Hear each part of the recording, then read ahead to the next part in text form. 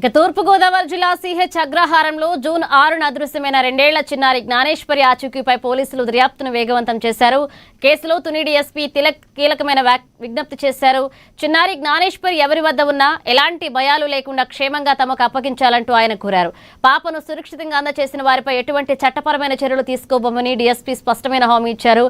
సమాచారం ఇస్తే పోలీసులే స్వయంగా వచ్చి పాపను తీసుకువెళ్తారన్నారు. అంతేకాకుండా చిన్నారి ఆచూకీ తెలిసిన వారికి ₹1,00,000 రివార్డ్ ప్రకటించారు. ఇప్పటికే నెల రోజులు గడుస్తున్న పాప ఆచూకీ లభించకపోవడంతో తల్లిదండ్రులు కన్నీరు మున్నీరవుతున్నారు.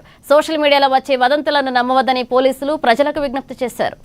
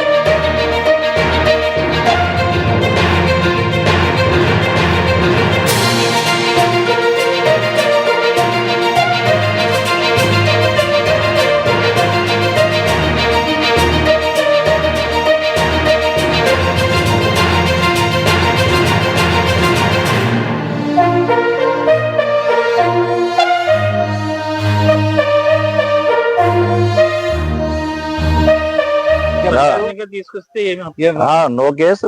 వాళ్ళు మాకు ఆచూకీ చెప్పినా మేము వెళ్ళి తెచ్చుకుంటాం.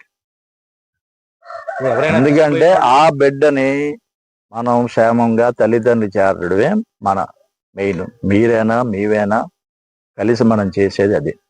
ఇప్పుడు వాడు భయపడిపోయి ఇన్ని రోజులు తర్వాత మనం ఇస్తే ఏవైనా కేసు పెడతారేమో అన్న భయం కూడా ఇప్పుడు అలాంటిదేమో అవసరం లేదు. ఫోన్ చేసి పలానా చోట ఉందండి పాప అన్న, మేము వెంటనే వెళ్ళి ఆ పాపను తీసుకొని వచ్చి తల్లిదండ్రులకి హ్యాండ్ ఓవర్ చేస్తాం. కేసు ఏం లేదు.